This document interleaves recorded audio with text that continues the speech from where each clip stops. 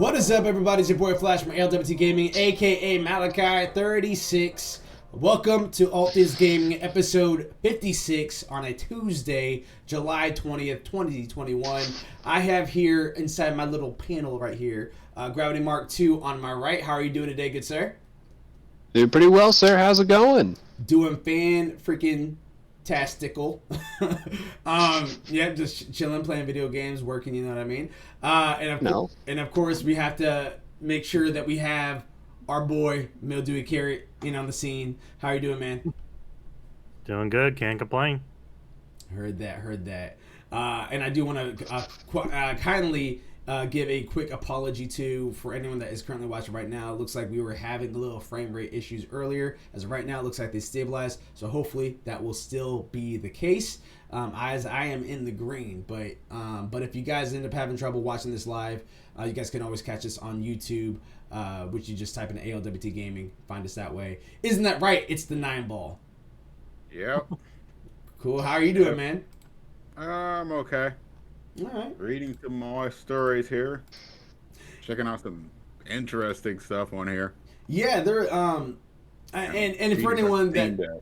Yeah, and for anyone that's currently logging in for the first time ever and checking us out, whether it's be Anchor, Twitch, or YouTube, typically every Tuesday, 6 p.m. Eastern Standard Time, we get together, we talk video game news, updates. If there's nothing video game necessarily related, we'll talk about what we're playing and all the good stuff that video games have done for us. It's a little bit of a light-ish news day today, but I definitely wanted to, first and foremost, as you guys probably clicked on the thumbnail, Final Fantasy X has their 20th anniversary. So 20 years ago, Final Fantasy X had released. That was in 2001. PS2, mind you. PS2. So we're going to kind of talk a little bit about that. And, well, first, actually, we're going to dive into the article, and then we're going to kind of talk a little bit about Final Fantasy X, what it means to us, Final Fantasy series, Kingdom Hearts, all that. Mark the Champs from Comic Book said when Final Fantasy X-2 released back in 2003, it marked the first time Square Enix ever created a follow-up series entry.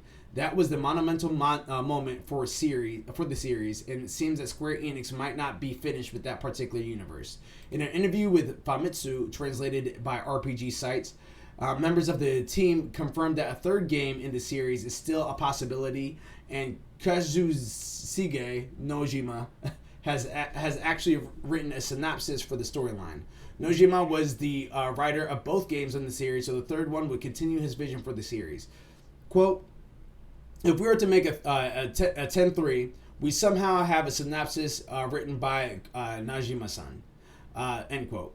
Character designs, Tetsuya Nomura told Famitsu, quote, it's sleeping right now, but the plot itself does exist, end quote. While this news is sure to excite fans for Final Fantasy X, it could be a very long time before the third game in the series is developed, if ever. According to director Matsumo Toriyama, there is one big hurdle, and that comes from in the form of Final Fantasy VII Remake.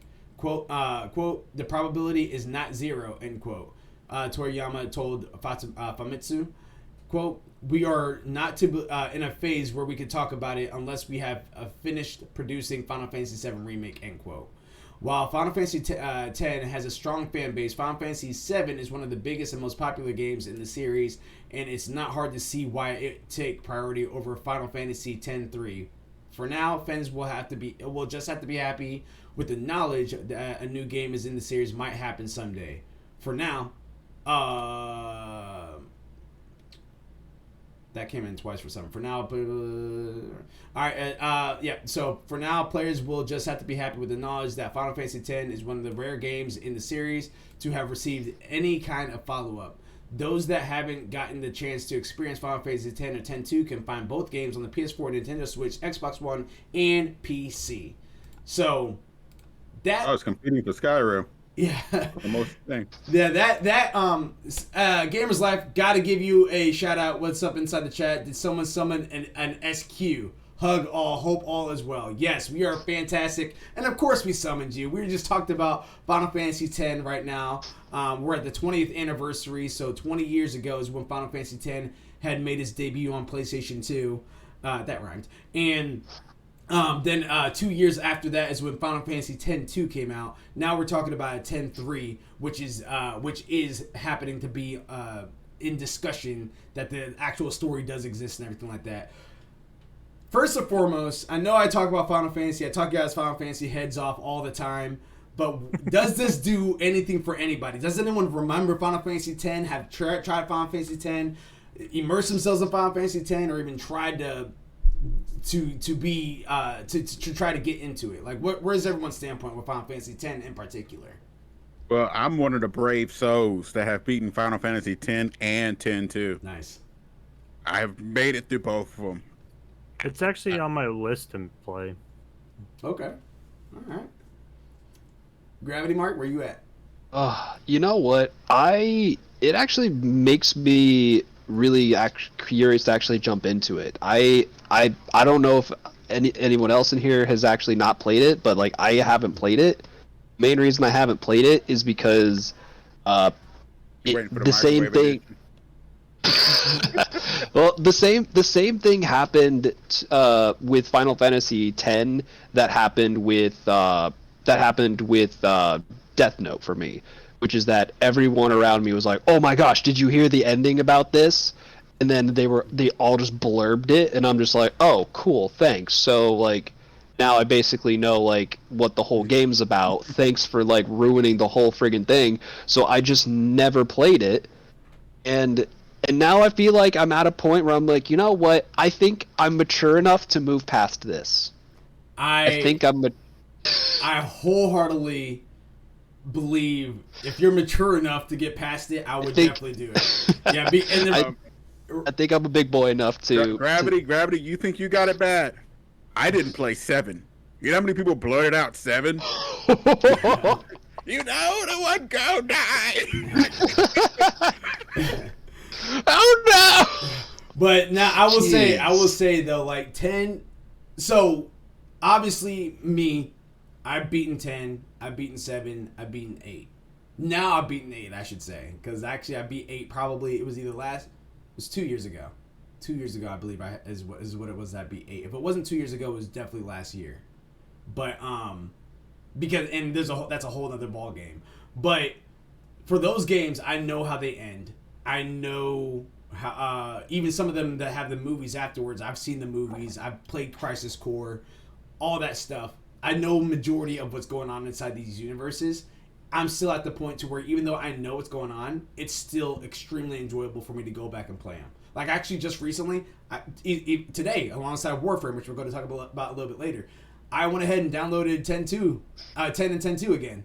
Like I went ahead and got the digital remaster because I was just like, man, I am in the feels. I am in there. And that's kind of where I wanted to steer the conversation to. So we have a 10.3 that's been announced, but is not official. We know that the storyline exists. We know that one day it may come out. But right now it's just rumors and it's just a what-if scenario. But inside the Final Fantasy celebration time period that we're in right now, what games that's in that genre, Kingdom Hearts or Final Fantasy, really hit home for you that's made by Square Enix? What games are just like top of the list? Give me your top 3. Give me your top 3 games and why they're your top 3 games. Floor is open for all. As we're all trying to think. So Final Fantasy VIII is probably the one I've played and beaten the most. And it's probably one of my favorite Final Fantasies. I love 10 also. 10's really good. 8 has more nostalgic value. As for the story and everything else, I would have to give it to 10. Okay. 10-2 is not bad. The Tresphere system is pretty interesting, but I didn't really like the story too much. It was one that I wasn't really hugely on. I have to probably say my last one is... Which one? God. It would have to be Final Fantasy 14 will probably be the last one of them. So you have 8, 10, and then 14? Yeah, the MMO. Okay. Final Fantasy, I beat 9, but I don't really remember 9. 7, I'm still going through the remake. And as for 13, I've beaten 13. It's okay, but I can't bring myself to beat 13 too. Or Lightning's Revenge. Lightning Returns. Yeah, Lightning Returns. It's kind of like you have to play it multiple times though, because you have to try to save everybody, but you only have a certain amount of time to do it. Yeah, the last one is based on days, and if you get it done before the number of days, you can actually unlock a final day, another day, an extra day. Yeah. It's very time based. Yeah. There's actually several guides on how to do it multiple ways, but trust me, there was a lot of complaints with that when it came out, but I actually enjoyed the whole time thing. It kind of reminds me of the Persona series when my brother was playing it. So like, Yeah. it's all by days, and also I kind of like that. It makes you not just be able to run around and just screw around, and like you have to focus. So That's the best part about Skyrim, though. You know, you walking around. I'm supposed to go over to Almor and go talk to the jar. Hey, what's that cave over there? I mean, thank God that wasn't on a time schedule. The dragon be done burnt down the entire city. Where's the champion? He's still in there fighting the cave, killing a couple draggers. He come back. Riverside's no longer existing. he's trying to figure out an old Draugr puzzle, sitting there going like, "No, I swear I was to the left." And his companion's like, "No, we tell you it's the right. No, it's the left." But Until you forget to save. Start over from the very beginning. Final Fantasy 13 2 is kind of like Pokemon in a way, to where you can, when you fight monsters, you can catch them. Ooh. God, yeah. And you Oh can boy, use them well, as part of your group. Well, excuse me, you have my attention. Yeah, you put them as part of your lineup, kind of like the third character with oh god, that boy's name, Noel Christ and Sarah. I think I know who you're talking. It's been a while since I've played them. But I keep actually trying, and I like. try so hard. It's I give the it problem with it is just it's so linear. Is my I problem. can't stand. I don't like the lead characters on 13 2 for some reason. Yeah, 13.2 is a little. 13 serviceable. 7, I just need to get back on. I like the 7 remake. I absolutely love right now. I'm loving the 7 remake right now. I just gotta stop getting distracted and get back on it. But 13 2, I can't stand the two characters. I don't like Sarah and I don't like Noel Christ. You know what? Yeah, I only got up. I think I got like halfway through 13 because like, correct me if I'm wrong, because I thought like 13, at least when I played it when I was younger, it just seemed really, really long. It is. It just seemed really long. Like I put a lot of hours into it, and then I was like, cool. Like I got to be at least 3/4 of the way through this, right? Like or close to the end. They're like, no, you're about like maybe halfway through, and I was like, okay, hold on. You know what? So I gotta like do all of this like a second time, and it's gonna be harder. Like at that point, like I put 13 down. Like even though like the concept of 13 like was really interesting to me. Like I just put it down, and by that point, I think 13.2 had already come out, and so it's just like, great. So I got like the rest of this game, and then I got a whole other game to play. Like I got homework. Final Fantasy Doing 13. this. Final Fantasy 13 was 49 hours. Yep. Well, Yeah, That's not counting having to grind if you need to. 13.2 Yeah. 13.2 is between 30 and 40 hours. So those I two think games along is already going to be almost 80 hours worth of gameplay. I think my And the last boss on 13 is cheap. You have to put on as much anti-death stuff as possible. yeah. Because it's going to be spamming death pretty much. I think my brother put in like almost 100 hours on 13 alone just because of grinding. jeez. Wow. Yeah, Yeah. it's annoying as heck. I don't mind grinding, but there's a certain point where it's like if you have to like spend hours just to gain like maybe like a handful of levels and then you've barely made any progress, it's like okay, like for me like the grinding has to like match the time that I put into the grinding. Like I don't want like easy grinding where I spend like 10 minutes and I just get like 10 levels. But like I also don't want to spend like 5 hours grinding and then get like 2 levels out of it, where it's just like It's not know- even that. To get the best stuff out of there, out of the 13, it's basically, it's what you got to kill like this special monster. But in order to kill it, you have to have Vanille in your group, and she has to spam death. And death has like a 1% chance of making it. It does damage, but it has a 1% chance literally casting death. See, like if you want to hide like some if you want to hide some like super cool fancy stuff behind that, that's like not essential to the It's not story. essential though. Okay, well that's fine. Like, because I know Final Fantasy 14 does the same thing, if I'm not mistaken, where they have like a lot of really cool stuff that you can get, but you just have to like have like a party, like very specific party that goes into the dungeon to get the item. You have to clear it within a certain time, or you have to like cast spells in a certain order or something. Where I know they have stuff like that, but stuff like that I don't mind. But it's like, you know. Yeah, when it gets to be like to a point where it's like this is going to be like your best route to having fun, where it's like trust me, I like me some grinding. I just don't like too much grinding. So, well, especially when your power goes out. With that, with that being said, kind of going over to you. So we have 9 Balls 3. We have his Final Fantasy 8's his first one. Final Fantasy 10 is his number 2, and then Final Fantasy 14 would be his number 3. Gravity.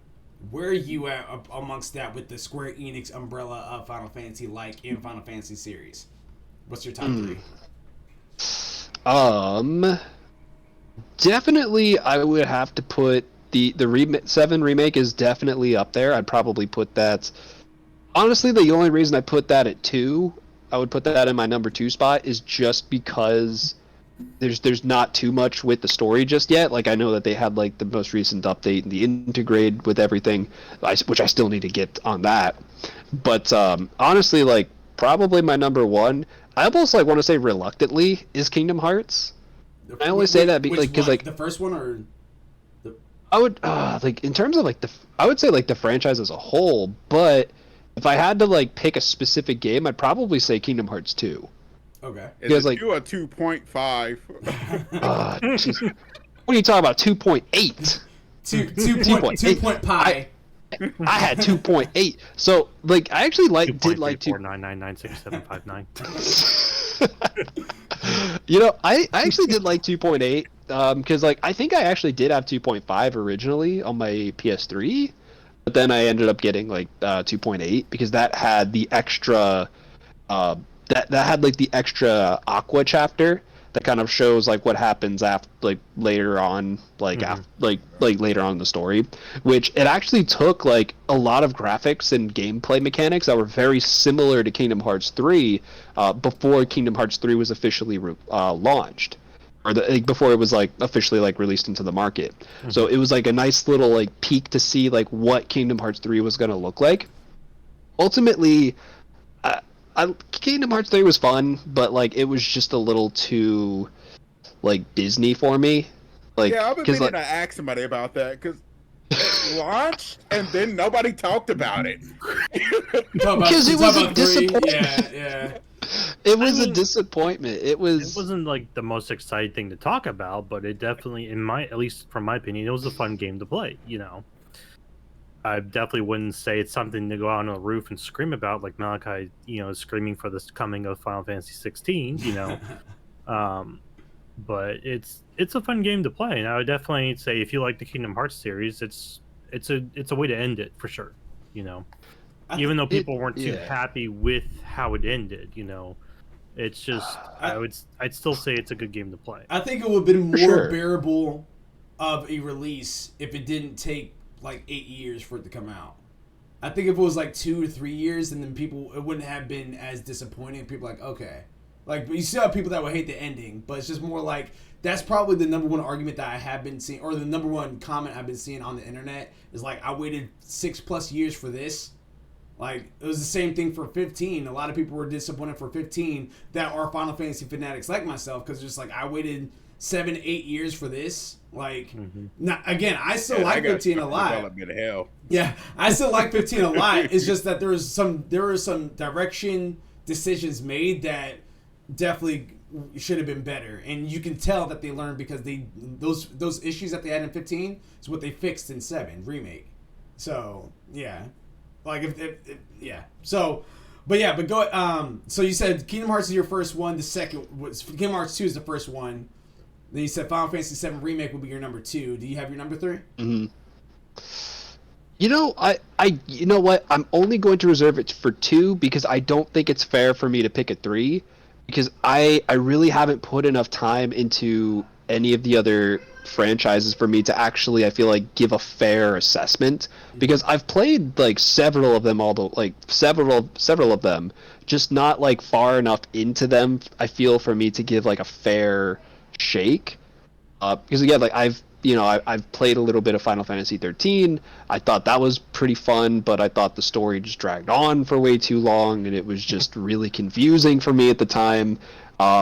I haven't played Final Fantasy 10 or 8 or 9. Like I did play Dissidia, like for the PSP, which actually I thought was really fun, and that actually like was a really great introduction for me to the world of Final Fantasy, because there were all of these characters that I was just like, oh, like that's a really cool character. Oh, cool. And so they're from Final Fantasy IV. Maybe I'll like give Final Fantasy IV a try. Or like it got me interested into the Final Fantasy universe at the very least. Fine. I'll just throw Dissidia on there. I'll just throw like the OG Dissidia in 3 just to kind of round it out. Yeah, I definitely thought Kingdom Hearts 3 was good. I played it twice.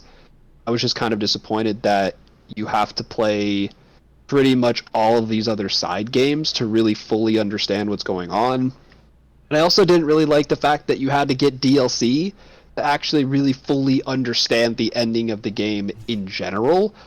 Like overall, like the story itself, I understand it. I know where it is. It's a very complex game. I just think that they just put way too much complexity into the story, and I think it turned a lot of people away. Heard that. Unfortunately. Yeah, I was about to say Dosa Medea, which was the second Dissidia Final Fantasy. I like that a lot because it brought in new characters as well. Dissidia definitely set the bar, man. Like when I first saw the gameplay for that, I was like, this game is fake. There's no way this game's real. And then I started looking up more gameplay, more YouTube videos. I was like, this game is real? Like, oh, dude, it was so fun. Actually, that was towards the beginning of when me and the Nine Ball had met each other. We actually played each other on Dissidia. Yeah, I remember that. Yeah.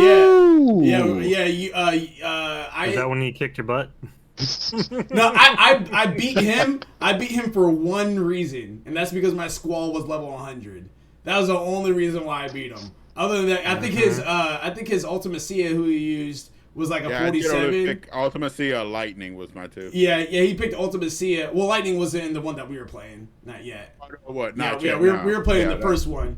And and like I said, the only reason why I won is because I got him with Squall. He was dodging almost every single one of my abilities and just capping me back, but he wasn't doing enough damage to me. So because I was able to be at a higher health cap than he was. So that was the only reason I won. If we were at the same level, I would have got decimated.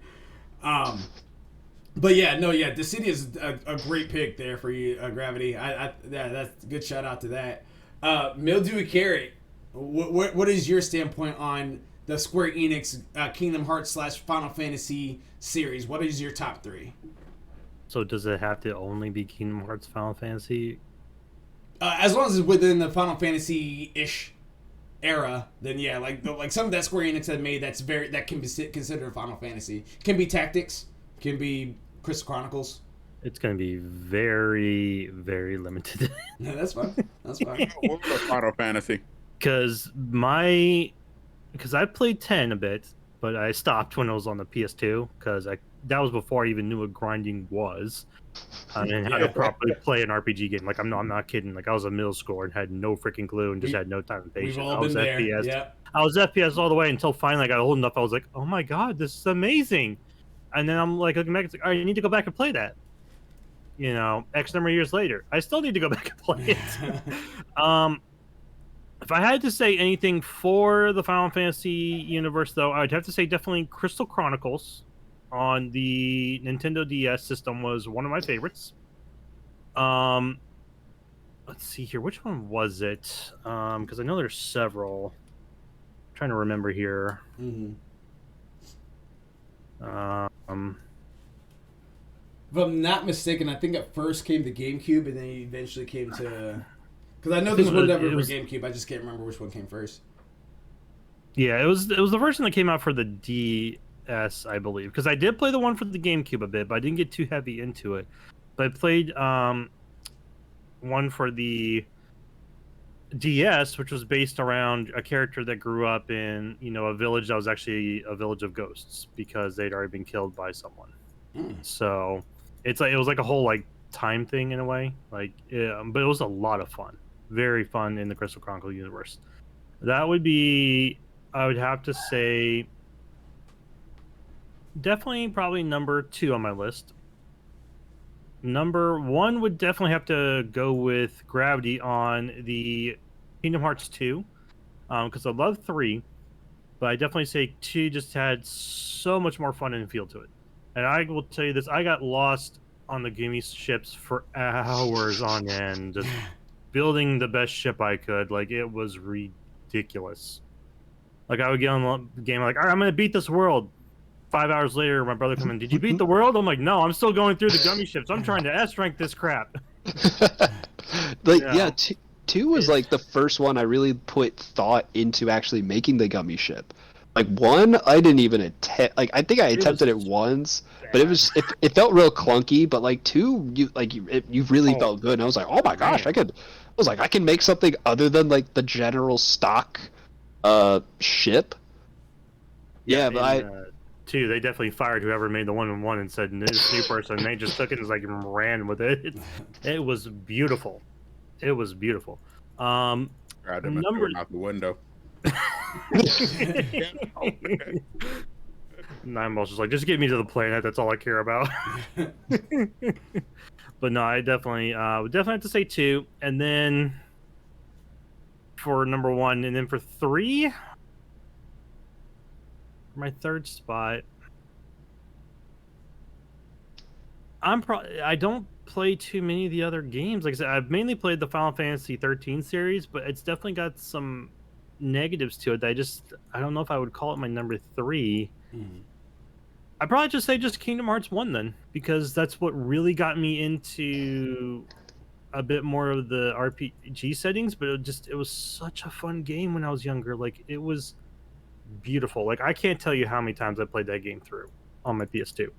Like, it was just fantastic. And it's actually where I've got my first taste of Final Fantasy characters and got to know them and was kind of looking into them. And I was like, I got to know who some of these people are, because I'm like, I don't recognize them. And so that's what really got me introed into it a bit. So yes, I want to play more Final Fantasy games. I just haven't yet because I'm with 9Ball. I'm getting distracted. That's perfectly fine. That's a good list too as well. Kingdom Hearts 2. Then you got Crystal Chronicles, which I believe was actually multiplayer for most of them.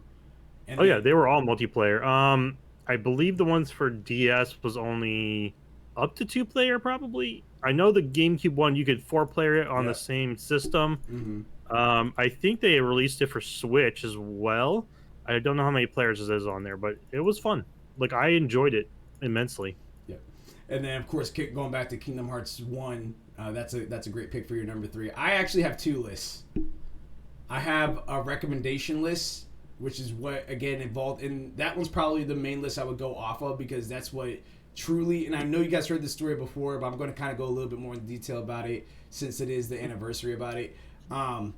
But yeah, the one list is more about me actually evolving as a person, as a gamer, and then the other list literally is general, like I genuinely like this game. I genuinely love this game. The gameplay, the story, the whole thing. So my list for the gameplay and story and all that. Bro, just say Final Fantasy 7 up to current state. So my list that I like to play, again, just for gameplay and story, Final Fantasy 7 Remake has taken the number 1 spot for over Final Fantasy Original. Love Final Fantasy Original, don't get me wrong, but what Remake did had completely shattered my expectations. Completely shattered it. When I completed it, and I completed Intergrade 2 as well, completely shattered all expectations. Like, I just was not expecting the game to be that good, and it's only the first part of 3. So, right there, Final Fantasy VII Remake, you earned it, buddy. Final Fantasy X is right after that. That's my number 2. That, and we'll talk about that here in a minute. Final Fantasy X, number 2. My number 3 is Final Fantasy VIII. But if I'm going off of recommendation, which is what I really wanted to talk about, Final Fantasy VIII is my number 1. Then it's Final Fantasy VII Original, and then Final Fantasy X. And the reason why I say that is because, again, I know I mentioned this before, but years ago, I was the type of person that only liked to play Tekken. I'm the only type of person that liked to play football and soccer and stuff like that, racing games. Like they're more arcade style games. With the occasional Gauntlet Legends or something like that, but usually it was like Gauntlet Legends. Yeah, right. Oh man, but usually, talk about some old school there, Ken. Oh, I love that one. Man. Four player Gauntlet Legends. Yeah, but usually I was the type that was just like, hey, like let's go ahead and get a couple rounds in and then dip out. And part of that is because, which I didn't even realize it, but part of it is because I actually didn't have a memory card or like anything like that. So if you didn't, so on those games that did have story, I didn't really care to go that far because I just didn't have a memory card anyway. But also just because I never turn-based stuff has not really been my jam. And during the time period where I was growing up, usually those story-based games that were actually really good had some sort of turn-based element to it. It was literally an RPG setup. So it's just never really been my jam. Literally, my buddy Justin Olinger, if you're watching this, J-Mad, man, appreciate you, bro. But yeah, he had introduced me to Final Fantasy VII. We were kind of talking a little bit and everything like that. Tried 7 out a little bit, and I got about an hour into it, and I just couldn't. And it's not a graphical thing, because at that time, when I was growing up, those graphics were amazing. So it definitely wasn't a graphical thing. It was just literally just me reading and just the turn-based stuff. It just didn't grab me. So I was just like, you know what? I appreciate you, but let me put this aside. A couple years later, another buddy of mine had told me about Final Fantasy VIII. And I was like, I played 7, didn't really enjoy 7 too much at all. I'm not even sure, again, if I'm thinking it's all related. So I was like, I don't know how they even got to 7. Like, I don't know how they got that high, but it is what it is. But then he's just like, no, 8 has nothing to do at all with 7. Like, there might be a few things like Sid and Chocobos and stuff, which he didn't say this because at the time we didn't really realize that that's what they were doing. But he's just like, 8 has nothing to do with 7. I was like, how can that be? He's like, just try 8. If you don't like it, I promise you I'll never ask you to play another Final Fantasy again. And I was like, that's an easy deal. You know what I mean? I don't have to be bothered by him by Final Fantasy anymore. Cool, let me take it. Grabbed 8, and that was, again, graphics nowadays not that great, but back at that time period when I saw that opening cutscene, it already grabbed me in. As an artist perspective, already grabbed me in. And then you're seeing those words that's just like kind of floating. It has that whole sense of mystery, and the way that it ended, the way that story, the way that the intro ended, where Renoa is falling down and Squall's about to catch her. It either looks like she's falling down like out of happiness or falling down because she's dying. And like the music in the orchestra was building up and then just stopped. And then Final Fantasy VIII right across the screen. I was like, why do I have goosebumps right now? Like, this is ridiculous. Started playing it, and then you started introducing, you find out who Squall is, you find out who Zell is, find out about Cypher, and then you find out about the seed system, which is the military ranking that they have in there. The card game, Triple Triad, was fantastic. Fan-freaking-tastic. And then, like, and just so much of how the story was progressing. And then your first exam, well, the first thing that you do after you go to class, which felt like Persona, when you go to class, your instructor is just like, hey, did you go ahead and do your field exam yet? And you're like, no, because Cypher wanted to slice me in the freaking face. She's like, all right, well, you need an instructor. I'm going to go with you. You go out there, you catch freaking Ifrit. Like, right off the bat, you just go ahead and fight Ifrit, and then you end up getting them. And depending on how you play it, you might have GFs, which is Guardian Forces, which is what the summons are called in the game. And if you get your if you get your GF and you have Shiva and you use Shiva on that, Ifrit talks back to you. He's just like, they got Shiva? Like it's kind of all, it's really cool. And then Ifrit ends up joining you, and then your first official exam is a war that you have to go. Like, a battle that you have to go and fight. Dude, it was so hyped up. And at that point, like, I was like, all right, I'm still not digging the turn base, but this story is grabbing me. And then eventually I started seeing that at the higher levels you get, the faster the meters go up to where it doesn't even feel like it's even turn based anymore. It's almost like, it's not action, but it kind of feels like it because you have to be on your toes to the point to where if you don't pause it, if you go to use the bathroom and you come back, you might be dead. Like, so you actually have to be paying attention to this stuff. It was ridiculous, and I heard at that point, like 8 at that point had grabbed me completely. I heard 7 was better than 8, so I had to go back and give 7 another chance. This is years later after I tried it. Gave 7 another chance. I'm older, I'm wiser. I get into there, I'm playing it. Still is not grabbing me. Not grabbing me in the slightest. Just can't get into it. Very slow, it feels like to me. Just wasn't connecting with the characters. I thought Cloud was cool with his big Buster sword, and that was pretty much it. But I still kept on pushing through it, and then it starts getting a little interesting when you get to the Shinra Tower, and you're like, all right, this is actually kind of getting a little fun. This is getting a little cool, and you're getting used to it. Then there's a point, and there's a little bit. It's a spoiler for OG Final Fantasy because it doesn't happen in the remake like I was hoping, but it does happen inside the OG Final Fantasy, and you end up getting caught and you get put in prison. And I'm thinking, all right, next day, like something's gonna happen. Someone's gonna bust us out, something like that. It goes nighttime. The little save menu comes up if you want to save it or whatever. Save it. You wake up the next morning, the cell door's open, and Cloud's like, what? And he goes outside, and this is all stuff like you're moving around. You go outside, the walls, which are metal, have blood stains all over them and sword shillings all over the place. And I'm just like, what in the world is going on? And that was the first time to where a style game like that, I felt like it was an RPG, which it is RPG, but I felt like it was an RPG. For those 5 minutes, I didn't feel like I was playing an RPG. I felt like I was playing a freaking horror game. Like, it literally, like, was that graphic of a scene. I was just like, and you see bodies everywhere and everything. And keeping in mind, again, these are old school graphics, so looking back at it now, it's just like, all right, that was nothing. But at that time, I was like, what in the world is happening? And I'm following this blood trail that's going all the way up, all these different steps. And I get to the end of it, and you see the president, who you ended up talking, who was talking mess to you the whole time, is found dead on his desk, but he has a big sword sticking out from his back. And Tifa goes up to it, she takes a look at it, and then she looks at Cloud, and the next thing you know, they're just like, Sephiroth.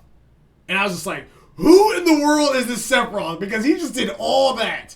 He did all of that. And it was just the way they were building up the Sephiroth inside Final Fantasy VII, which that one I'm not going to spoil any more for, especially for anyone that's going to be looking forward to the other remakes, if they keep anything like the same. But the way that they're building up in 7 of the stuff that you witness him doing and seeing him do, it was freaking sane.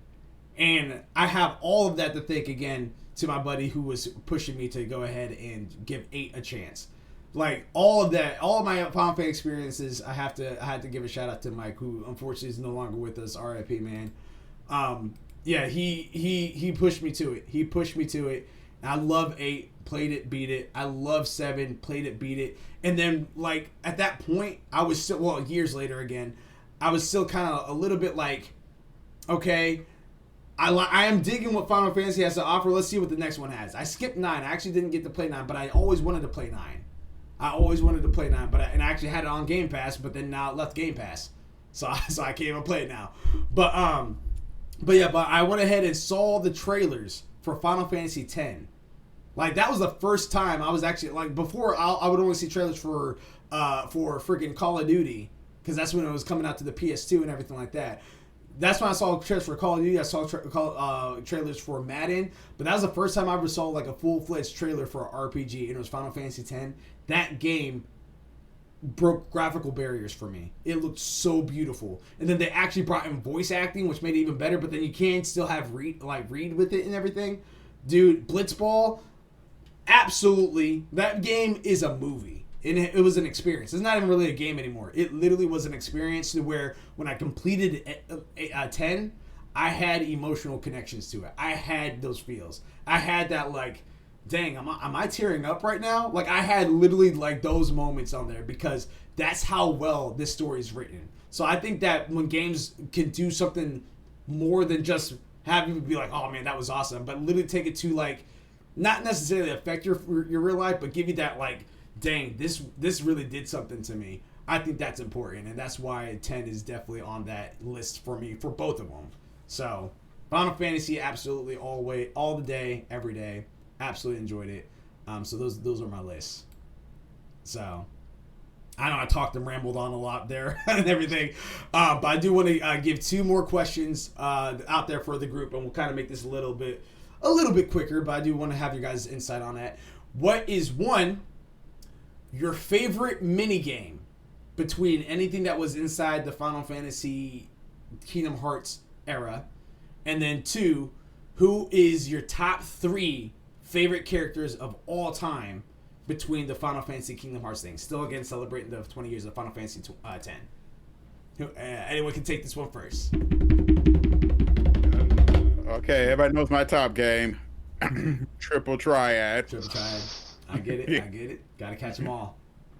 Yeah, I spent so much time getting all those cards on Triple Triad. Heard that. That was my jam right there. All right, and then as you're thinking about your top 3 favorite characters between Kingdom Hearts and Final Fantasy, Gravity, favorite minigame between all of that. You know what? There's something kind of pulling me towards the Kingdom Hearts universe where I feel like there was a mini game that really kind of like I really appreciated, but I can't put my finger on it. I will say like no, I can't. Like it's a feeling. It's like a feeling where I'm just like there's a mini game within Kingdom Hearts that it's just like it was probably 2 because a lot of the mini games in 1 were pretty much the 100-Acre Wood, and those ones annoyed the ever loving heck out of me as a child. They were super annoying. Not necessarily bad, like they were bad, but like they were just hard. At least for like when I was younger. There was like one or there's a couple in there, but I'm wondering if you're talking about the ones from 2, because you had some in 2. Probably 2, yeah, because there were definitely a lot. It's mainly the mini games in Kingdom Hearts 2 was the 100-Acre Wood stuff, or I've got the Gumi ship, which is most people don't consider it a mini game, but it is kind of. It's borderlining that, you know. I mean, I know you're traveling, but you're traveling, but still a mini game while you're traveling, so it's still a mini game. Yeah. Yeah. You know what? I'll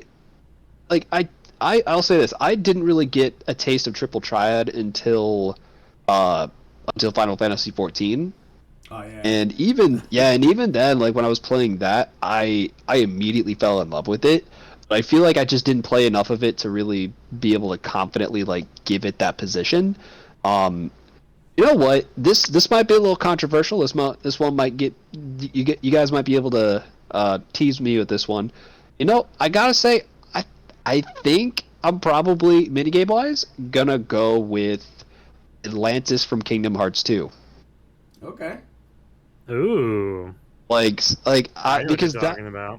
that was one of my first introductions to like QuickTime, like where you actually like had to like hit certain buttons at a certain time, and I was just like, oh, this is kind of neat, and I was like doing really well at it, and I was like, oh well, I didn't expect me to do well with this. And then as you keep going, it just gets progressively more difficult and challenging, and you're just like, oh, okay, well, like, cool. And the other thing is that like when I was younger, I had like The Little Mermaid on like VHS. I watched that stuff all the time. I loved The Little Mermaid as a kid, and so I was just like, oh, cool. It's like the same old songs I was like when I was a kid, except now it's Haley Joel Osment. you know. But like I would like that world just in general, compared to everything else, just really felt like more of a mini game. So like if anything, I gotta give it to Atlantis from Kingdom Hearts 2. Okay. What about you, Mildew Carrot? Ooh, I'm with Gravity that my favorite mini games are definitely from Kingdom Hearts 2.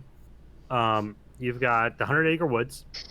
You've got the ones from Halloween Town. I mean, each of the areas have their own mini games. I mean, even would you consider the Coliseum? Yeah, mini game. I would. Coliseum is definitely it's more of like an arena mini game, but I could definitely see that. I mean, you got the mini games at the beginning where you're trying to earn money. You know, With I Roxas. love. Oh, you know my God, what? Hold on. I I'm gonna kept have to going change over. it. I kept going over. That's why I'm like, I can't pick. But it's like, in terms of mini games, Kingdom Hearts 2 definitely had the most fun mini games to where I did not mind playing them at all, or trying to get some higher levels on them. I definitely loved the quick Struggle. reactions with Atlantis. You know, it definitely was a change comparative to the other times you were there, but I actually kind of enjoyed it a bit. And some of the songs were, you know, of course, like Gravity said, so like from my childhood of like watching Little Mermaid, I didn't mind that. You know, some of them were kind of new and unique. One of them I could do without again, which is that beginning song that they tried singing, which I'm like, okay, just to get you used to it. I'm like, yeah, that one could have been done better.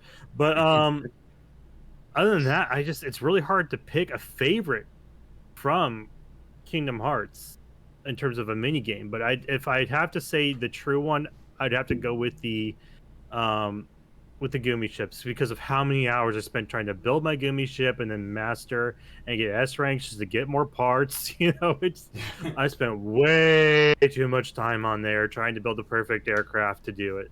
So I'd have to say Gumi ships for sure. Okay. But I would say that all the other mini games are still worth it. Such a fun game series. I have one, but I have a few honorable mentions I want to throw out there. Triple Triad, you've been a real VIP for sure. You got me through some hard times. When I mean hard times, we'll talk about times inside the game. When I was frustrated with the boss, I just like, you know what? Let me go ahead and battle them. Card battle. What up? We're gonna play Triple Triad. Yes. So Time to. that's how it felt, dude. It was so fun. But I also got extremely frustrated when I lost like a big card. Yeah, they pissed you off. that was something else. But yeah, no, that was a great Triple Triad. Definitely got to give you a shout out. Got to give a shout out for the Golden Saucer, like all those mini games at the Final Fantasy VII's world with the motorcycles and all that was definitely really cool. The one that was really weird was in Final Fantasy VII, where a guy would watch you play it. It was like you'll have a little Moogle, and he watched you play it. And after you got through it, it was like almost like a storyline based game, but it was like really short and really cutesy and really weird. And then afterwards, he was just like, "Huh, that was interesting." And it gives you like 1,000 gil because he's just like, "Yeah, I've never seen anyone do that before. Here you go."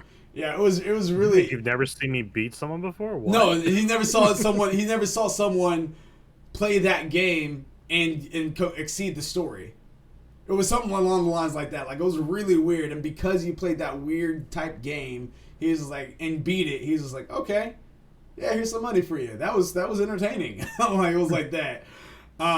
It's like the developers are like, someone actually played through the whole thing. Holy shit! Yeah. Give them a reward. Dude, it's better than a 1 from 10. The dodge 200 lightning strikes. Oh, that was terrible, man. That was terrible. Yeah, that was terrible. 199 lightning strike. No. Yeah, to get a mythical weapon, you had to dodge 200 lightning strikes consecutively. Yeah, it was one of those ultimate weapons because every Final Fantasy has like a special weapon that you can get out of them, and some of them are easy to get, some of them are really really god awful to get. Yeah. And yeah, 10 had some notorious ones. But speaking of 10, that is my number one pick, which is Blitzball. I can see that. Blitzball. I had my whole Blitzball team set up. Dude, yeah, man. It was awesome. Like, I thought that was one of the coolest things that they had. I know people that didn't even like Final Fantasy that bought Final Fantasy X just so they could play Blitzball. Like that was a really fun mini game, and I was very impressed with what they did. Very impressed with what they did. It was very unique for the time frame. Like when I first played it, and all, like I said, I didn't get too far in 10, but I definitely even just for the brief time I played it, I enjoyed the game. It's like I wish now I'd spent more time learning and playing it. So it's definitely something I want to be doing when I get back into it, because it seems very interesting with the mechanics, the way they set it up. It's real good. Yeah. 9 had a mini game, but I can't remember what it was. It was something to do with coins, kind of like Pogs or something. Mm-hmm. Oh God, I can't remember. I'm gonna end up like this year. I'm gonna play through 9 and hopefully beat 9. So I'll let you know what that mini game is at that time. I beat 9. Yeah, I know you did. You just can't remember it. The only thing I remember is I barely beat it. because Freya, I had my Lancer. Freya, she used jump, and then the one dude wiped my party before she came back down, and it saved her life. So with that being said, and this will be the last part that we have for this one for the Final Fantasy X 20th anniversary.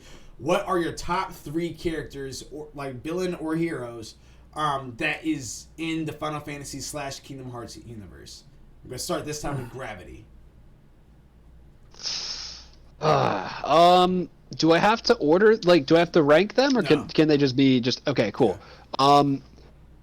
You first and foremost, I gotta say, one of the characters, like the one character that really got me interested into the Final Fantasy universe in general when I was playing through Kingdom Hearts, was definitely Cloud. And I love this. I love Kingdom Hearts 1's depiction of Cloud in this. With the taped up because, blade and everything, yeah. Yeah, like I love how he's taped up, like his glove has like claws on it, like he's got like wraps on his arm, like he's got a big scarf, like at that time, like he still doesn't know who he is, he still doesn't have his memories, and so he's very much so just this wandering soldier who is trying to figure out who he is, and then you have Hades that comes along. He's like, hey, hi, how you doing? Nice to meet you. Hey, and he just like puts him in the arena, and he's like, he fills this role as kind of like a minor antagonist, even though his character is supposed to be a protagonist. And I love how they were able to take his character and kind of morph it into something different. And I like that. It was just like, oh wow, like he seems like a really interesting character. And then you're like, oh wow, there's a whole game where like you can actually play as him. Like, sweet, I would love to do that, and I did. So, I love the depiction of Cloud in there. I also really liked, I did really like Squall a lot, although because I haven't played 8, I don't know like how his depiction in Kingdom Hearts actually like compares to his actual character. Yeah, that's what I figured. Yeah, it does. Like that's kind of what I figured, but I also did like kind of like I did like Squall's introduction in Kingdom Hearts because like he was like he was kind of a benchmark. He was I guess like because he definitely wasn't impossible to beat like when you're first in Traverse Town, but he's very very very hard to beat. And I remember any time that I would restart the game, I would always try to beat him. I would grind for so long before that fight, specifically because I was like, Squall, all right, yeah, you come on out. Come on out, buddy. I'm going to get you this time. Well, I guess Squall would say that, but again, like I know that he's not very similar to the Final Fantasy VIII version of him, the true version of him. He's more I mean, they still try to have him be that lone wolf type because that's his whole depiction of him. But they make him a little bit more talkative in Kingdom Hearts than they are inside. And 8 he was almost non-talk. He really didn't talk, and he didn't deal with people at all. Yeah. I mean, he did eventually, like towards the end. Yeah, when him and Rona, started, he started opening up more. But and I would probably say the third one would probably have to go to Red 13. Oh yes. Because I loved Red 13. Yes. Like especially when you play his story in Final Fantasy VII, you get to know more of his backstory. You get to find out just what he is, where he's from, and it was one of those moments where I guess narratively speaking, like it was just it to me it set itself apart from a lot of other games that I had played, specifically just because it's not just like, cool, now you have a talking dog on your team, and then like it just doesn't explain it. It's just like, yeah, he's a talking dog, he's on your team, like let's go. Like he's not that, he's much more than that. Like you go back into his backstory, you find out who he is again, where he's from, why he's like this, and I love that elaboration on his character. And it was just something, again, like for the time, I was just like, I just hadn't seen too much of that in gaming, at least story-wise, narrative-wise, especially for a side character, especially for a game where you can just swap out your characters a lot of the time. Where it's like, if you don't want Red 13 on your team, cool, just pop them off. And just put someone else in them. But like, put Kate Sith in there, like put Sid in there. Like, you can put other characters in there. But for a game that's very like flexible, like in a lot of aspects, some levels not so much, but in a lot of aspects, like you can swap out like these side characters. But the fact that they went so deep into his character like really made me appreciate him as a character even a lot, like much more than I would have appreciated him if he was just like, cool, I'm here, I'm just here. Okay. Mildewy Carrot, what's your top 3? Mine are unfortunately all going to be from the Kingdom Hearts universe because I barely played any of the Final Fantasies, although I will have to give honorable mentions to the Final Fantasy characters that are in there, because they're really what got me kind of interested in the Final Fantasy universe is, Cloud, Squall, Aerith, Tifa, Yuffie, Sid, they're in there and they're kind of play almost a key point within Traverse Town. We're not going to mention Sephiroth at all because his fight was a freaking nightmare. Good God, a sword that just takes up the whole combat area. Like, dear Lord.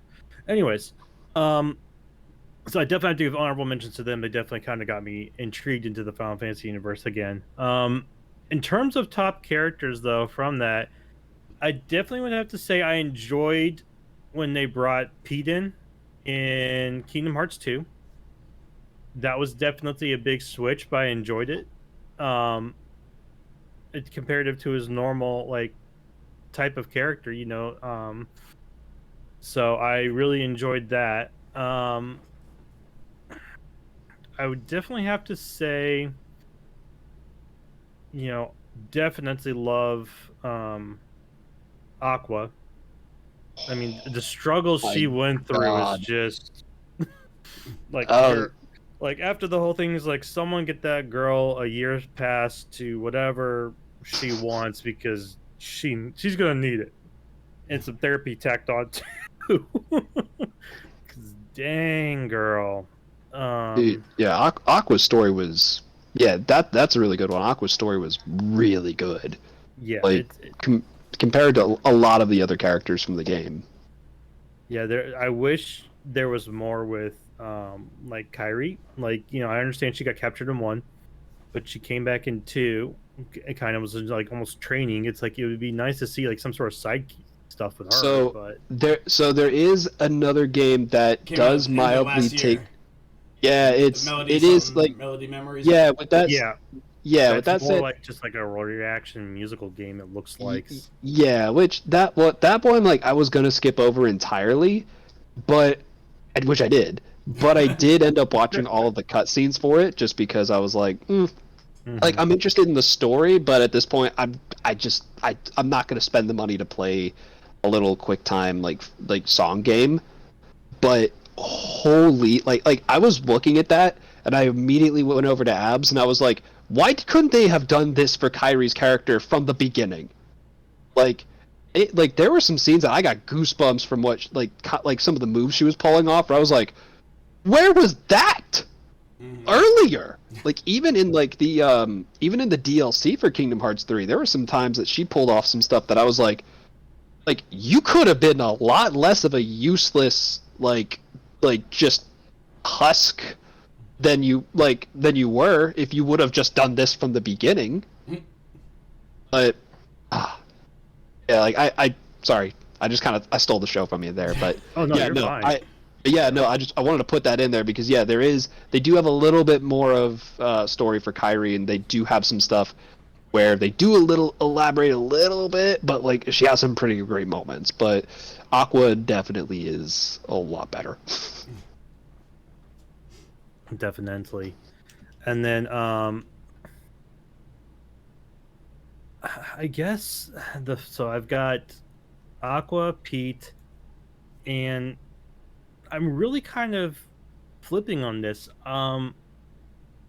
because I feel like Xehanort was kind of because he's the mastermind pretty much behind the whole thing, trying to get to Kingdom Hearts. You know, he's kind of the reason we have this story up until the point with the whole keywords and everything. Him and his I can't remember his partner's name was, but I think he was the master of Aqua, and I forgot his name already. I'm not sure if you remember. Yeah, like, and they're in 3 and they're playing chess. You see them in their younger points playing chess, and it's just like they're trying to. It seems like almost solve the aspects of like life and like Kingdom Hearts and all that. So I kind of have to say, in terms of one of my favorite characters, Xehanort is one of them because he's just, in a way of all the manipulation he's done, as evil as it is, it was freaking brilliant. It was a chess game. It really was. It's like it was a high-end speed chess game, and like, but then it's like the secondary master was Eric was like playing it alongside him almost equally, like with the Warriors of Light and all. It's like it was just this huge thing, but it's like you see more of Xehanort and like what he did to get up to that level and all. So I definitely have to say he's kind of like one of my favorite villains in a way, especially in that series, like because he's throughout the whole thing. He is almost in a way the Kingdom Hearts series. It's deep with him. So I definitely would have to say it definitely would go Aqua, Pete, and Xehanort for sure. Heard that. Okay. 9-ball corner pocket. You're 3. I'm having a bit of a problem here. Did we take all yours? No, trying to cut it down to 3. I have like a lot. Well, I'm gonna go off 2 characters to which, because I use them a lot. I should have abused them on Final Fantasies, and that would be Custis from Final Fantasy VIII. Yeah. The Blue Mage, because good lord, like she saved my squad on like 80,000. She's the reason why I was able to get past Adele. Like, she's the reason I was able to get past Adele, or Adel, however you say the name. But I was able to get past her because of Quistis. That was the only reason why. If not, I would have been done with the Final Fantasy VIII, because what I did and what ends up happening when you get to Adele, like, was messed up. Like, I wasn't supposed to do what I did, apparently. And so when I was looking up all these threads of how to actually beat Adele, after doing what I did, they're like, just restart the game. Restart the entire game. I was like, 30 hours into the game, and you want me to restart. So, go ahead there, that ball. Yeah, like I said, I straight abused it. Her ending ability, it was Shockwave Pulsar. Did like 25k damage. Yep. At full. God, I straight up abused her, and I can't even say nothing. I think my other one I liked was Oron from Final Fantasy X. That's a great pick. Great pick. God, I loved him. He was so cool. Yeah. His story arc was kind of interesting, too, when you find out about him. I don't say it, just in case. Yeah, I ain't gonna tell about Oron. I actually enjoyed Oron when he came into play for a bit in Hades, in the Coliseum world, when they introduced the Underworld section in Kingdom Hearts 2. Mm-hmm. He's actually one of the people you could use in there. He was pretty beasty to where I'm like, Donald, take a seat. Dude, this guy. And fun fact, there was a lot of comparisons to where people were calling trying to somehow merge Orin with Sephiroth. Like the way that they kind of fight and everything like that, and like again, he has one hand. He has one hand that he uses, of course, pretty easily and everything like that. But it's just the way that they try to connect them. They're trying to be like Orin and Sephiroth and all that good stuff, because you have people that's trying to connect the 7 and 10 universe together. Doesn't work, but entirely. In some cases, there's Easter eggs and stuff. But yeah, that's how Orin was always in my squad, man. Him and Kamari. Yeah. Go ahead. Yeah. God. So you got Quistis, Orin, and keep going. So this is where it gets hard, because to be honest, I will probably, off the top of my head, probably would take. I don't want to spoil. It's a kind of a tie between. I'm gonna say Sin, because I don't want to spoil too much about Sin, and Ultimacia. I have Ultimacia, Sin, because I really didn't. I like while on 8, I kind of like Renona, but I didn't like her ending evolution. And basically, the only reason why I had Renona is for Invincible Moon. Mm. If you ever learn that ability, Yeah. yeah, it makes everybody in your squad invincible for a certain amount of time. And her dog was random because outside of that, Angelou. yeah, Angelou. Because if you use like her other alt, which was like Angel Wing, she just goes berserk. Yeah. And just starts casting spells that like ridiculously high damage, but you can't control it no more. Which, and also I kind of like Zale. Oh, I love Zelda. See. Okay. All right. Yeah. Go ahead. Someone wants to play Final Fantasy again now. I kind of do. I'm not gonna lie. I'm gonna say for this one, or I'm gonna say Sin. I'm gonna say Sin. Even though I loved Ultimacia, it was close. Mm-hmm. I liked Sin because I loved Ultimacia's abilities, and I did kind of like the storyline. Hers got a little bit, let's say, convoluted at the end, and it gets kind of confusing. It gets confusing. Yeah, it gets hard to track because you got at the end, you get 5 different stories going. Yeah, but they all come together, and you gotta piece all this. Yeah. It's great, but it's really like you have to pay attention. Yeah. I'm in the same boat as you, where it's hard to pick a top 3 just because there's so many characters out there. Yeah, I was gonna say Cloud from 7 Remake will be one, but I haven't played enough of it yet. Yeah, and here's the thing: I'm not putting Cloud up there. Cloud is up there, but I'm not putting Cloud up there because if I say Cloud, I have to say Sephiroth. And I think and the reason why I say that is because I think one of the reasons why, at least for me, why Cloud is so sweet of a character, of a protagonist, is because of who the antagonist is. That character Sephiroth, people don't have to like video games, and most people know who Sephiroth is or heard of him or something like that. This guy is one of the top villains in any movie, book, game, whatever. If he's not the top, he's definitely inside the top 10. Is. Go ahead. One reason why I like him is because I did like on the 7 Remake is the strong there's a certain scene which I absolutely loved because he actually, in a certain part when he starts fighting those guards, he actually kind of scared Tifa because you could tell. Yeah, I know what you're he did. Yeah. Cloud didn't know, but he kind of kicked back into old school mode. Yeah, he had the mindset of a mercenary. We'll leave it at that. He had a mindset of a mercenary. Yeah. I go ahead. Yeah, but I'm loving 7. I just, like I said, I need to spin back on it, but I think I'm gonna stick with those for my 3 for now. For me, my one that's on the list that has to make the list is Vincent from 7. Vincent is way too dope of a character for me to pass up. So Vincent's up there. Tifa, I grew an absolute love for her in 7 Remake. I liked her in 7, and then of course the fan art and everything like that. 7 Remake, dude, she is a boss AB. You know what I mean? So yeah, so she's up there. Tifa's up there, and of course you guys already know I love the fighting types. So I would say Zell, but I already have Tifa up there. So I'm gonna have to go with Khan. See, it's so hard. I also got I loved on 9. I liked Eco and Beatrix, but oh god. You know what? Take away Khan. We're gonna go ahead and put Red 13 up there. Red 13. You know what? That's almost all.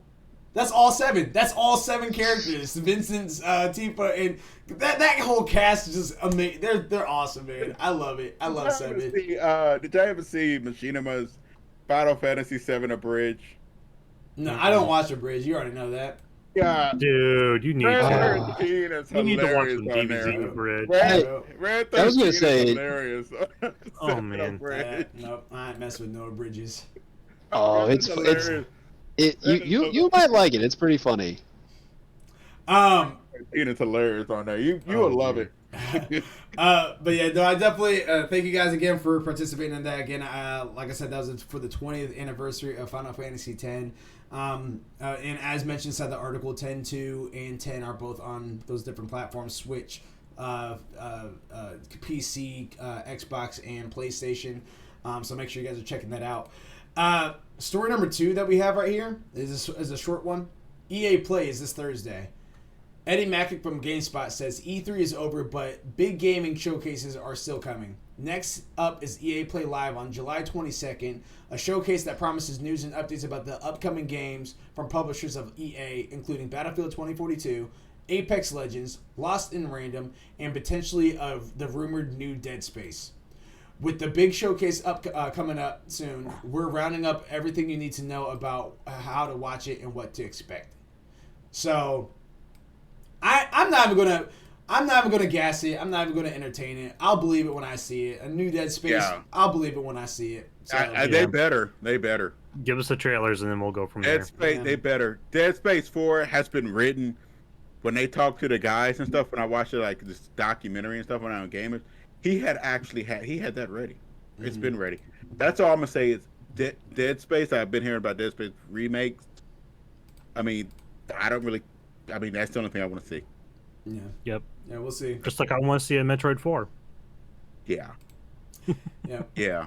But yeah, so does this do anything for anybody as far as, because we're not seeing Dragon Age. They're not talking about that. They're not talking about any new Mass Effects currently or anything like that.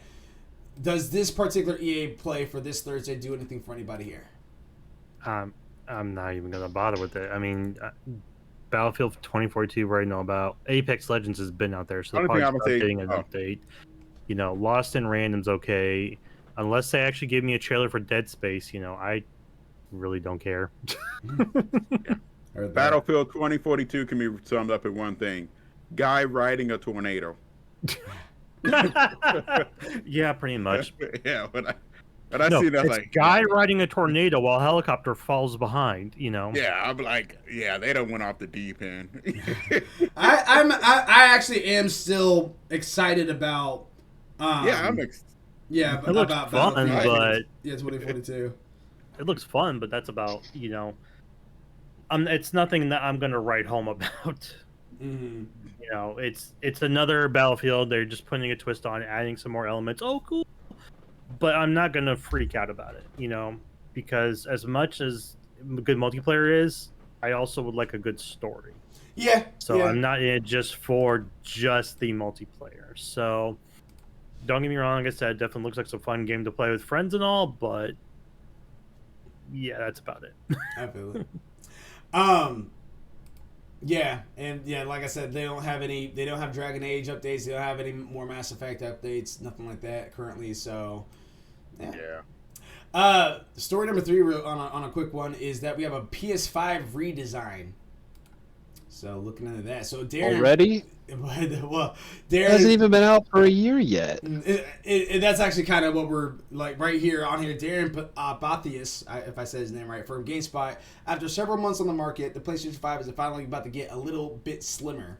A new model revision of the PS5 digital has been confirmed. A new model of the revision of PS5 edition has been confirmed in a new safety guide user manual of the official Japanese PlayStation website, as reported by PlayStation Universe, which sees the consoles shave 300 grams, 10 ounces, off its total weight from the next-gen mass 3.6 kilograms / 8 pounds. To put that into perspective, the equivalent of 120 pennies, a very overweight adult hamster, or an average human heart. Does that include the blood? We don't know. We're not doctors.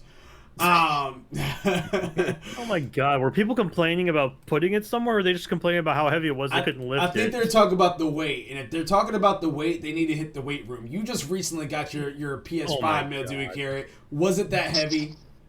I couldn't tell a difference. I didn't know. You know what I mean? I also lift PC towers, so I said it's the Weight Watchers edition. I mean, like, who needs a Wii Fit? Get your PS5 and go. Yeah, man. Yeah, I was about to say if they're complaining about the weight, they might be better off with the Switch. Yeah, with the Switch. Yeah, I personally didn't think that. I mean, again, again, Gravity. You got yours relatively recent as well. I know you probably haven't picked it up in months, but did it feel heavier? Yeah. Like I recently just picked up mine, and I didn't think it was that heavy at all. So I'm not. Yeah, no, like it's definitely a beefy boy, like for sure. Like, but it's not. It's not a computer tower. Yeah.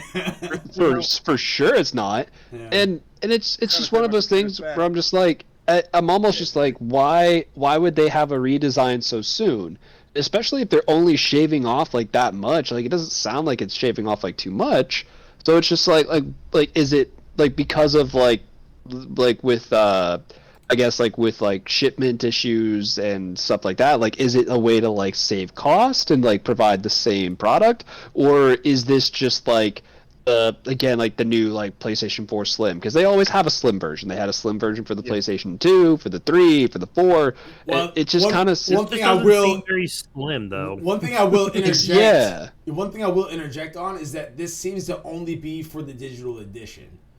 So I don't know necessarily what the issue was there. I don't know, but if there are issues, Wade, come with 50-pound bags of dirt with me over a weekend, you know, for about 4 hours, and then you can bitch to me about how heavy your PS5 is. Dear God. every time I lift my PlayStation 5, I throw out my back. It's just so heavy. Oh, they would not want to work with me at all. I was lifting their PS5 up all the time. Like, I put it there, it hasn't moved. It stayed right there.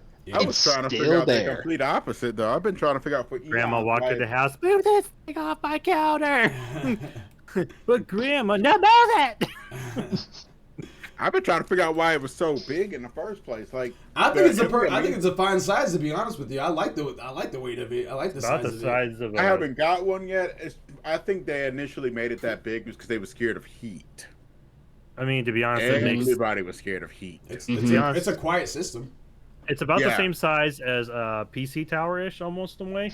Which, to be honest, you know, which would go to your thing about heat thing. It probably allows more spacing between components to keep it from overheating. You know, because if you got too much generating heat in the same area, it's gonna go hot real fast. Yeah. So I gotta talk to my PC because Gravity called it fat. It's okay, PC. You're not fat. He wasn't talking about you. I'm not. You know what? I have my tower over here. It's not fat. Like, it's just that's just what PC towers are. Big bone. It's big bone. Big bone. And you know what? I think this is PlayStation fat shaming the PlayStation 5. You know what, PS5? You get it. You get it, PS5. Yeah. You do it. You work that casing. You work that casing. You disperse that heat. Don't let no company tell you what size you need to be. Yeah, don't let nobody tell you how you should be. You be you. You play perfectly fine. Yeah, I don't know why they're saving it. I'm just trying to figure this out. Like I said, if it works, it's able to run stuff at high frame rates, SSD. It will have quicker load times, not overheat, not like a gen engine. I'm fine with it. Saying sound like a NASA rocket going to the moon. Exactly. You know what? This just sounds like You're taking off. You know what? This just sounds like the Switch OLED version for the PS5. Which apparently a lot of people are wanting right now. It sounds like the equivalent, where it's just like, look, we're making minor adjustments to it. Now it's a whole new console. No, it's minor adjustments. Which I honestly would like. Speaking of Switch real fast. There's nothing in there about tech at all. Speaking of that, about Switch real fast, before we go on over the Warframe update, which is our final story for the day, there's two things I wanted to throw out there. One, I wish the colors. I don't care necessarily about the OLED version. I mean, I would have got it if it was available. That's not a good name. But yeah, OLED. But I was about to say I don't really care necessarily about the OLED version, but I want the white version of it because I think that would have matched my entertainment center so perfectly. I definitely would have loved it to be white. So just want to throw it out there. And then two, there's an invention called so the spray can, Malachi. It works really well. Easily, easily color anything you want the way you want. They also have like those like nice little light attachments that you can put on your dock. Oh, it's not even the Joy-Cons. Like it's like on the dock where you can just like you can like have your dock actually like it's kind of like a dock for your dock, but like there's like this like it's almost like this like plastic like cover for like the front of your dock that like has like a light at the bottom that kind of like illuminates different stuff that you can put on it. I've always wanted one, but I haven't really gotten around to it. Yeah, like especially with the Joy-Cons, like people have been making like custom Joy-Cons for a while, especially like with like. Yep. I mean, like what? Like, wasn't there like a group that like were making Joy-Cons for a like a charity or something, that were like black and white? I think so. It sounds familiar, but I to be honest, I didn't dive too much into it until I got my Switch. So you have to Google it. Yeah. But the second thing I also wanted to throw out there is that, all right, so over this past Friday, as you guys already know, we had the Steam Deck that had launched in various different tiers. I was lucky enough to go ahead and lock mine in, so I have that reserved. That's supposed to be coming out this December. Won't be surprised if it gets pushed back to 2022. But we do have that, which apparently that was a pretty bad fiasco too as well.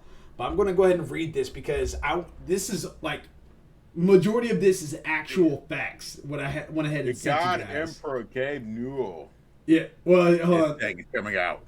Yeah, this was something that I had sent you guys earlier through the group message. With the comparative of the facts. Yeah, I'm like, it's. Yeah. I just had to laugh at it. I laughed. Just. Yeah, I laughed at it too. Yeah, so read it out. Read the Switch one first, please. Yeah, Switch. This is all the stuff that comes with Switch. Play Switch games. That's it. For Steam Deck, you can play Switch games on Yuzu emulator. Play PC games. Install Windows OS. Install any software, including other game stores like Epic. Xbox Game Pass, which I think that's still pending. I don't think that's an actual thing as of yet. Play games of PS1, PS2, NES, N64, GameCube, Sega Genesis, PSP, Atari, GBA, ... So the list goes on. Watch Netflix. You can't do that on Switch. And use mouse and keyboard. PlayStation. You can watch Hulu.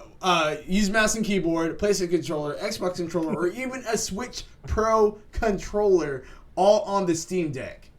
And all you can do on the Switch right now is play the Switch. You can't get Netflix. You can't get Netflix. Yeah, no. No.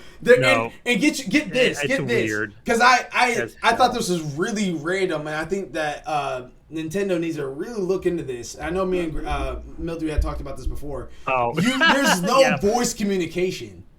So if I wanted to speak with Gravity, or if I wanted to speak with Mildew and Carrot through Switch, we're going to have to be on Discord or on our phones or on the PlayStation app or something like that.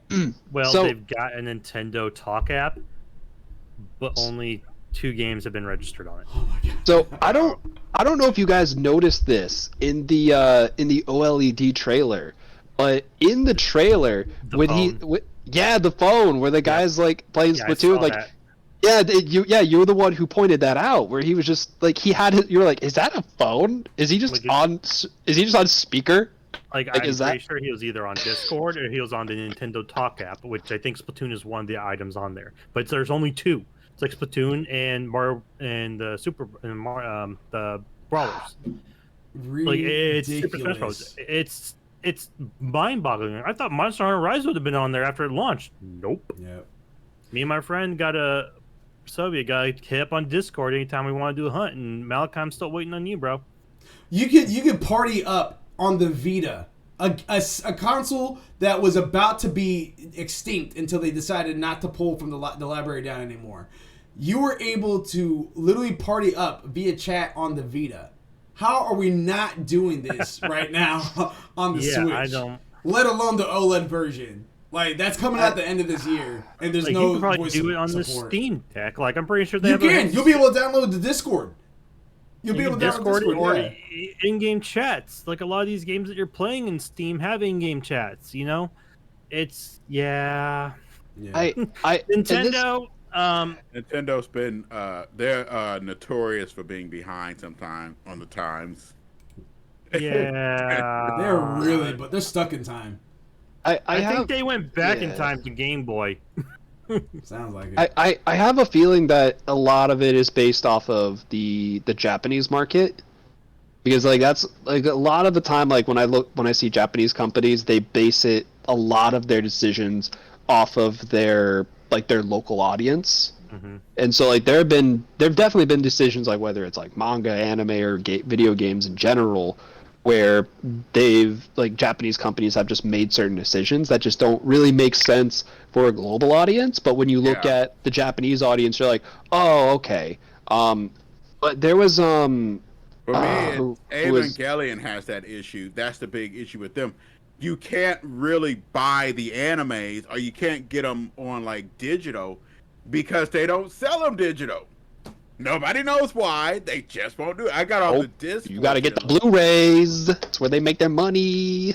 But even the Gravity's comment, like that, you can just tell that they obviously catered to the Japanese market overall, because look at what their confirm button is.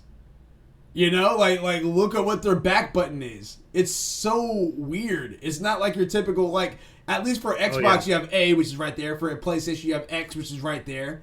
It's not either one of those. It's like A, which is on like the right side or something, which is for like, if you're going off a PlayStation controller, it's O. Yeah, which is not. You know, it's inverted. It's trust me. Like when I went to play Monster Hunter Rise for the first time, like it took Breath of the Wild.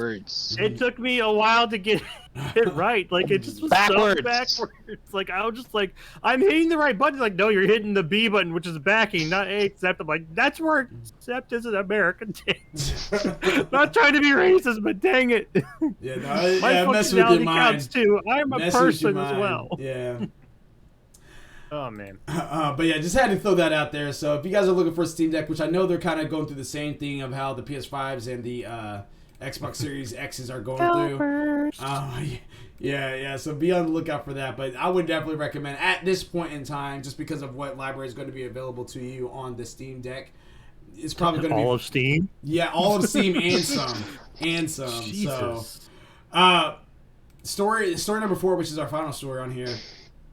Warframe updates, and this is one that I'm actually excited to talk about. Now that 3 of the 4 of us that's in here have a PS5, and I know 2 of us are going to definitely download Warframe.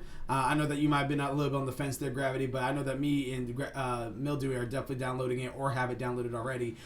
Oh. Here is the story for this one, because this is one that's like, okay, I might have to start doing some stuff with this too as well. Alessandro Ferrari from GameSpot.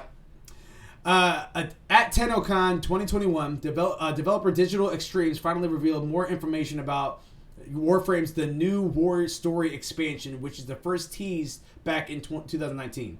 Coming later this year, the New War is a new cinematic story quest focusing on the Tenno, which is you, and other factions entering a new phase of conflict that will stretch. They mistyped that one because I copied and pasted that one. That was not me.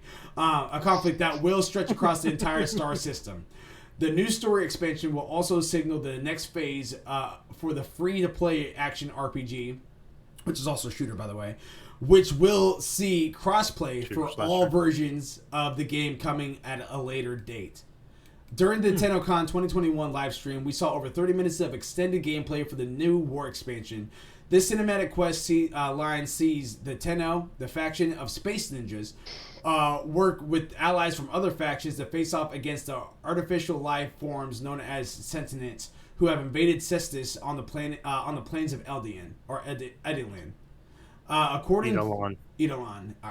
According to the developers, the new war will be the longest story quest of the game has ever seen, pretty much. In a similar vein to previous cinematic quests like the Sacrifice and the Second Dream, the new war will take you on different missions with set piece encounters and bespoke story beats that will reveal new lore about the Warframe's key characters and factions. This new expansion will also set the stage for the coming with the following expansions and live events. So, Warframe never really went anywhere, but for me, it's back. It's back, man. This looks like I already saw gameplay for the. You know how like they did a lot of those little examples of like this is what it looks like on PS4. This is what it looks like on PS5. Warframe was one that really impressed me, and this is a free-to-play game to see how much of a graphical fidelity jump it had from PS4. It already looked pretty good on PS4.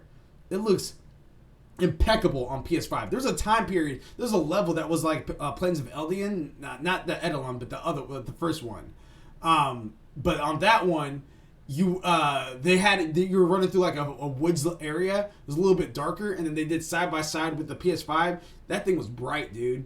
It was bright, and I was just like, wow, this is like night and day. Like I had to show you guys that little clip off stream or something like that, but it was really cool, and I've been wanting to kind of get back to it. I still have some other games to play, get to the end game content, beat the games. that's a majority of where my time has kind of been spending at lately. Of course, with Smite and FIFA on the side, but yeah, but this is something that's very interesting and makes me want to be like, I made space so I could re-download it so I could jump back into it again, and I definitely would like to jump on that with you guys, maybe on a stream or something like that for Warframe over the weekend or something. This looks like it's going to be a really good time. Oh yeah, I watched the cinematics for it. Like, me and Nineball are kind of like almost deep into the final endpoints, like running final missions and all, like level 100 stuff. With another one of our players, Ohio. Like, we're on there, and I still got to do more leveling and all. But like with this, with the new war and all, it's like, all right, I really got to kick myself into high gear, with getting geared up and all, and just completing my maps and everything. Because I still got some small points out there, but this really reinvigorates me to get back in and really recomplete all my factions and stuff. So it's I'm probably going to have to put a lot of stuff on the side burner saying y'all can wait. Warframe's taking point. But yeah, what does it do for you, Gravity, as far as somebody that has dabbled a little bit in it, then jumped out, and then now we're kind of talking about this again? Does this do anything for you? Does it get you excited? Is it kind of the same as before? Like, what's up? You know, normally for stuff like this, it in some aspects, like, I guess like it kind of depends on how it's presented, because in some aspects, like when I play a game or like whatever type of media it is, and I find out that like there's more to it, or like they're just coming out with more to it, sometimes I can turn me off to it because I'm like, oh well, great, now there's a whole bunch of material that I gotta comb through. But this is a game that, like, I didn't play it for very long, but the time that I actually did play it, I actually kind of enjoyed it. I think that when I first played, I just got really overwhelmed with everything, and I just kind of just put a pause on it, then just haven't unpaused it. But seeing this update like really makes me interested in what else there is to it, and especially with you, Mildewy, that like you're running like level 100 missions, you're still on endgame stuff, and now they have like extra stuff that they're coming out after that. To me, that signals a very healthy development team where they're still putting work into it. They're still putting a lot of love into it and a lot of care into it. And especially the fact that it's free to play, like that in of itself to me, just honestly, like I told you guys this like before, like off stream, but I did download it on my PS5. I just forgot to play it. I was making room for like other stuff on there, and I was like, oh, I just didn't play this game. I'll just delete it. And now that I see that there's this update to it, I'm like, oh man, why did I delete it? Now I gotta re-download it. Oh, because this update like definitely makes me want to jump into it and play it.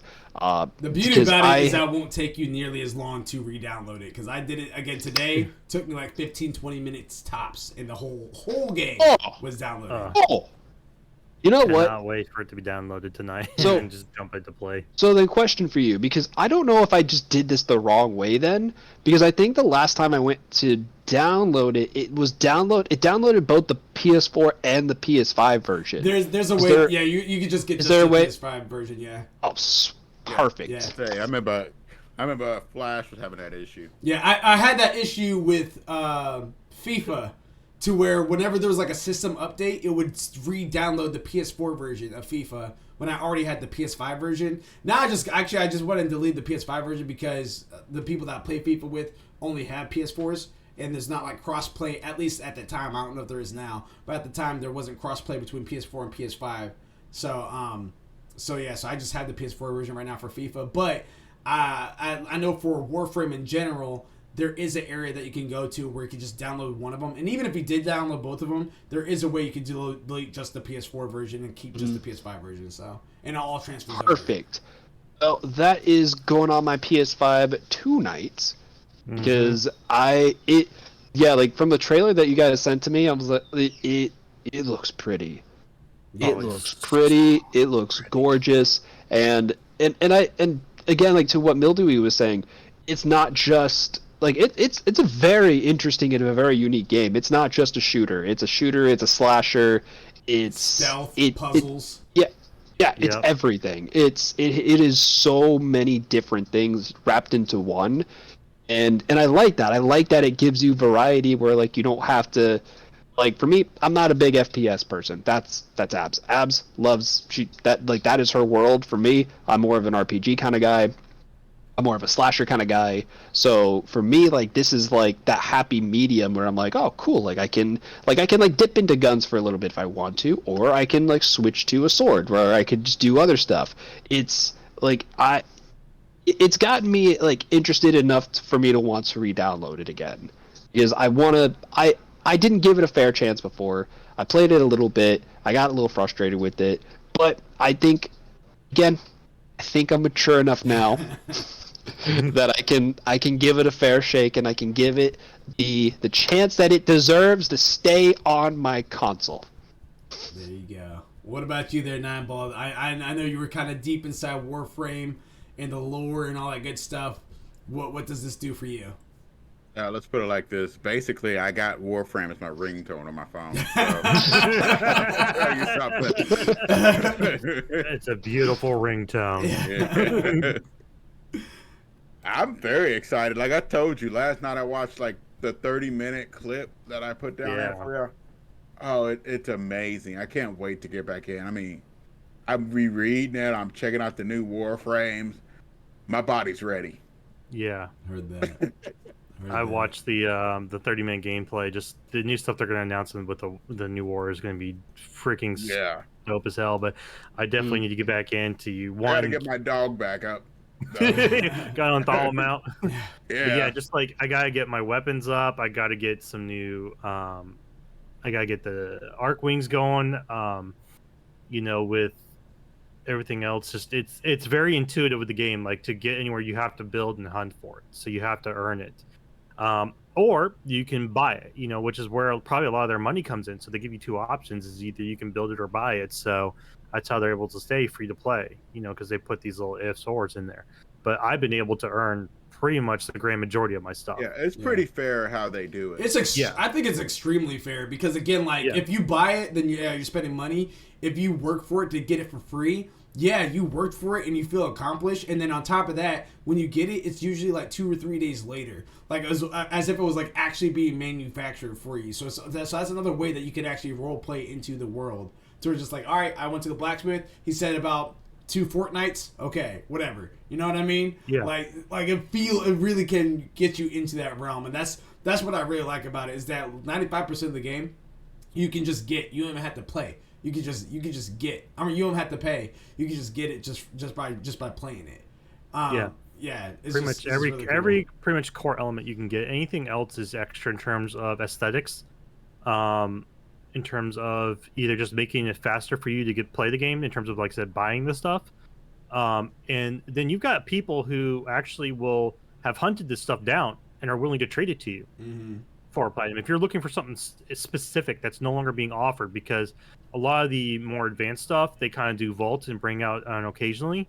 So it's a get it while you can thing. Now, does that mean you can play the game late game without it? Not really. You can definitely play late game without it. It just means you're going to have to do a bit more grinding. So there's ways to do it. So it's very, very fun, very community based, and just even the multiplayer aspects of it. Like I've really not had any problems with too many people on it at all. I feel like the community is very just straightforward in doing the mission, and then you're in and out. Yeah.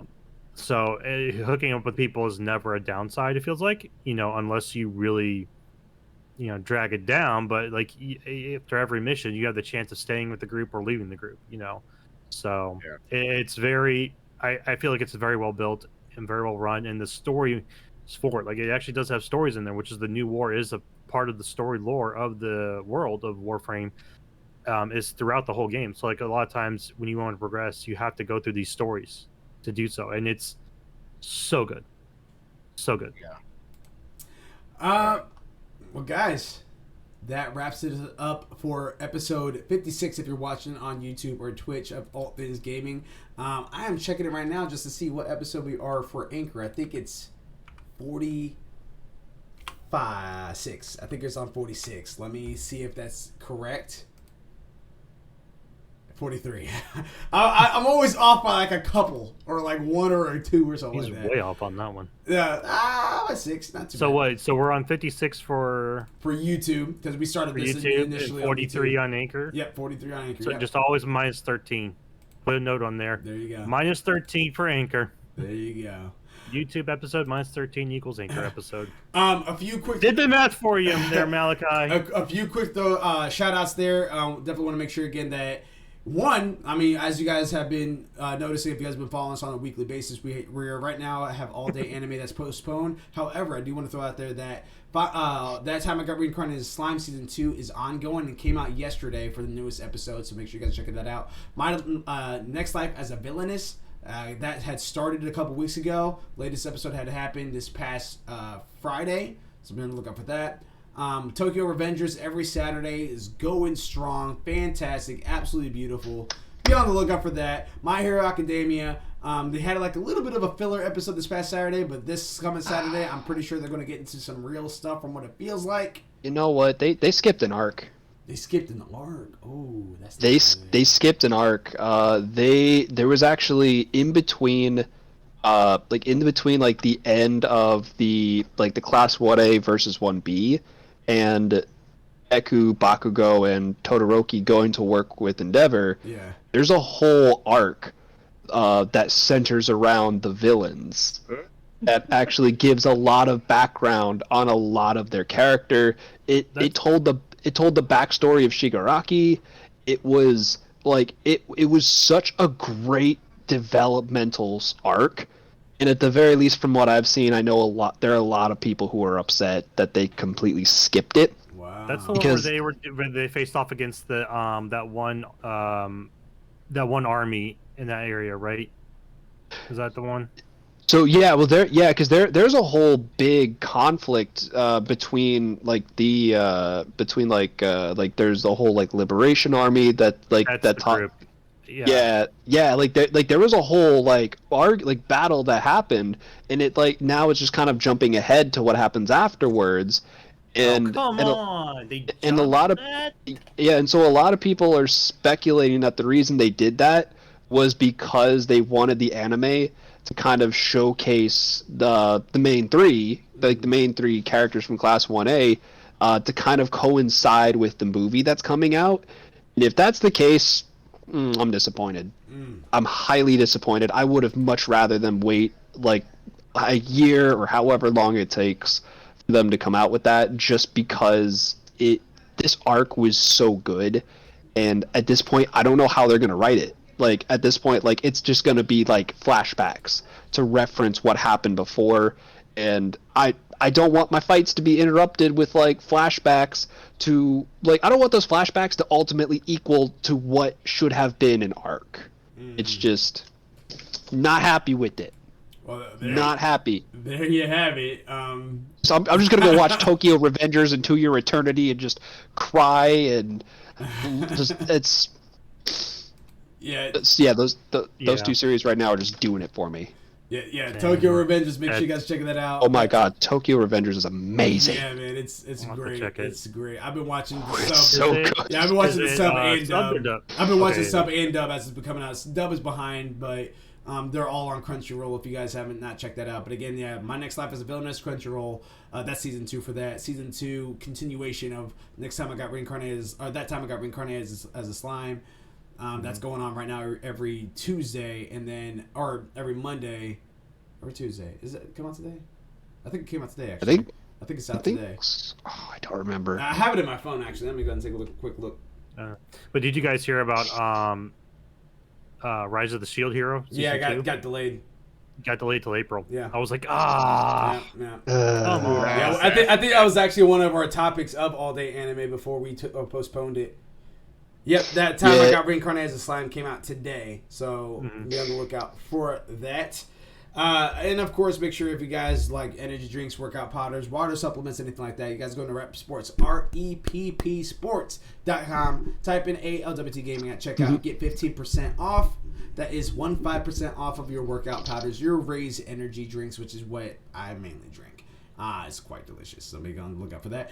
And of course, all of our content can be found not only on social media platforms but also on our website at www.alwtgaming.com. But if you guys are on social media such as Instagram, Facebook, Twitter, Twitch, YouTube, anything like that, you guys can just type in ALWT Gaming app and check us out. YouTube, you might have to type in At Least We Tried Gaming, because At Least We Tried. There we also have the complete final season of Seven Deadly Sins if you're fully caught up to what is on Netflix and beyond. So you definitely, that's something you guys don't want to miss. Final season of Seven Deadly Sins. You guys can get all caught up on that. And of course, that is in sub, as the voice actors, the American voice actors, I don't believe had actually done the voiceovers for that as of yet. So, yeah.